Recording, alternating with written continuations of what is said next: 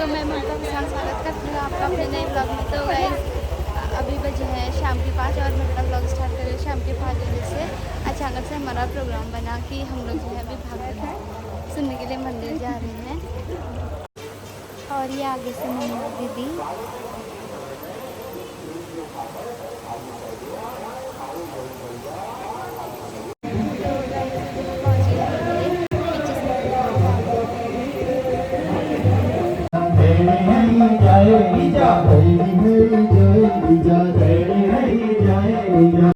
हम तो संसार के नियम का पालन कर रहे हैं। तो भगवत पार्षदों ने कहा कि पहले आप बताओ आप कौन हो, कौन है आप? तो यमदूतों ने कहा कि हम धर्मराज के आज्ञाकारी सेवक हैं और उन्हीं की आज्ञा से हम अजामिल को लेने आए हैं। भगवत पार्षदों ने कहा कि यदि आप धर्मराज के आज्ञाकारी सेवक हैं तो पहले यह बताइए कि धर्म किसे कहते हैं, किस धर्म के राज में आप काम कर रहे हो ना, तो बताओ धर्म किसे कहते हैं। तो जो यमदूत थे उन्होंने कहा कि वेद प्रगणितो धर्मो यधर्मस्तद विपर्ययः वेदो नारायण साक्षात स्वयं भूरिति सुश्रुमः।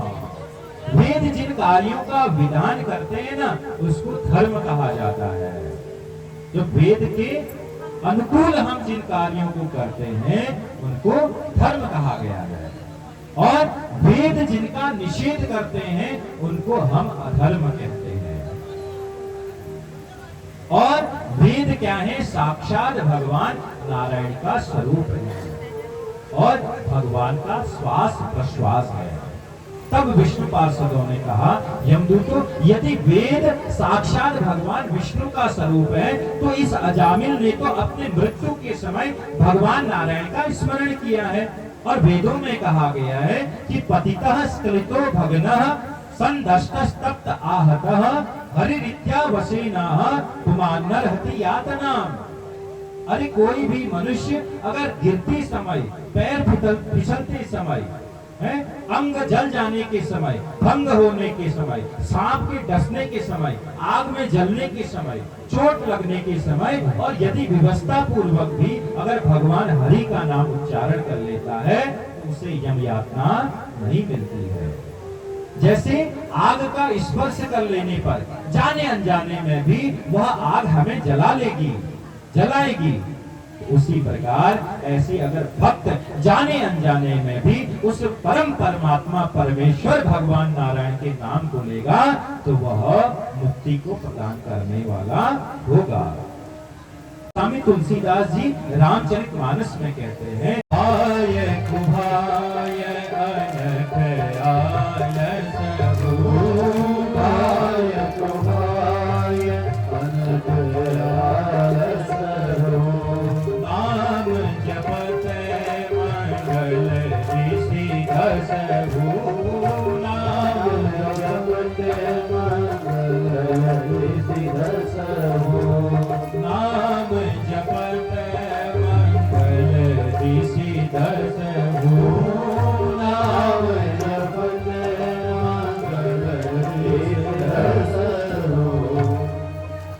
तो भगवान का नाम हम भाव से लें या बिना भाव के, क्रोध में लें अथवा आलस्य में लें, सदा मंगल ही करता है। तो भगवान पार्षदों के वचनों को सुनकर यमदूतों ने अजामिल को छोड़ दिया और धर्मराज के पास आए और उनके चरणों में प्रणाम करके बोले कि हे प्रभु, अपनी यह रस्सी लो और अपना काम लो, अब हम इस काम को नहीं करेंगे। तो यमराज ने पूछा, बताओ तो सही पार्षदों, क्या हो गया तुम्हें? यमदूतों, क्या चिंता है, किस कारण से इस क्रोध में तुम यहाँ आए हो? तब यमदूतों ने कहा कि महाराज, हम आपकी आज्ञा से अजामिल को लेने गए थे किंतु वहाँ 4 भुजा वाले पीतांबरधारी 2 सुंदर पुरुष प्रकट हो गए और उन्होंने हमें मारकर भगा दिया। अतः आप हमें बतलाइए कि इस संसार में जीवों के कर्मों को फल देने वाले कितने शासक हैं, कौन कौन उनको फल देता है? क्योंकि यहाँ अगर बहुत से शासक होंगे तो दंड की व्यवस्था एक जैसी नहीं हो सकेगी। तब यमराज ने कहा कि तुम सभी बड़े भाग्यशाली हो जिन्हें भगवान के दूतों का दर्शन प्राप्त होता है। और दूतों भगवान नारायण ही इस जगत के परम कल्याण के कारण हैं। और आज से तुम ध्यान रखना, ये जो यमलोक है ना, इसमें ज्यादा नारायण नारायण नाम मत लेना है। यमदूतों ने क्यों मत लेना महाराज? बोले जो ये नगर है ना, जिस नगर में जो पापी लोग रहते हैं, अगर ये नारायण नारायण का नाम भी सुन लेंगे तो ये क्या हो जाएंगे? मुक्त हो जाएंगे, जिससे हमारा शासन ही क्या हो जाएगा? खत्म हो जाएगा। तो यहाँ मत लेना इनका नाम।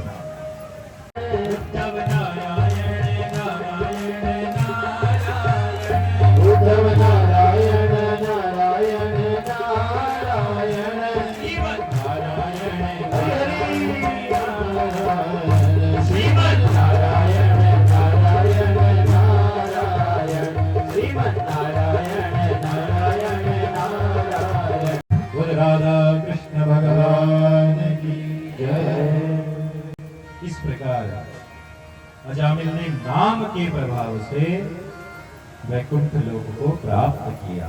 जिंदगी भर पाप कर्म करते हुए भी एक नारायण नाम के प्रभाव से वह भगवान वैकुंठ को प्राप्त किया। सूती वस्त्र पहनने हैं तो हमने रेशमी वस्त्रों का दान करना चाहिए, ये कहता है दान। लेकिन हम भगवान जो बोले उससे चढ़ो लोग हैं। तब तक गणेश पूजा बात है, हमारे विद्वान जी नहीं बोल है, नाराज हराए हैं।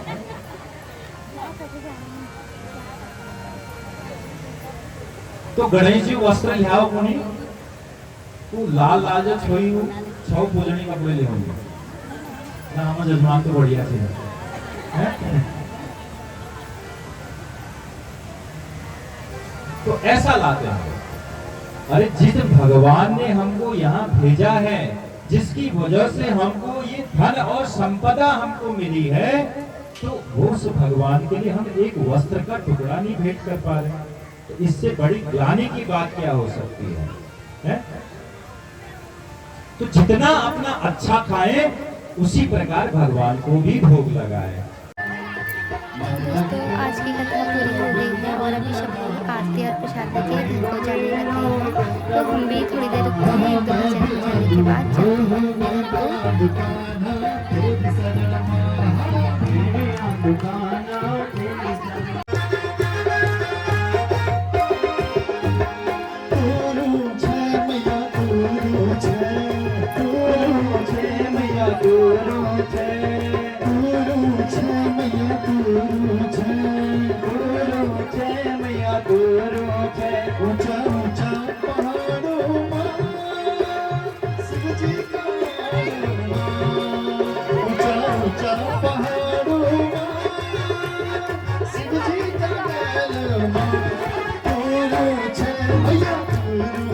दोस्तों अभी टाइम हुआ है 7:30 और हम लोग अभी मंदिर से घर पहुंच रहे हैं।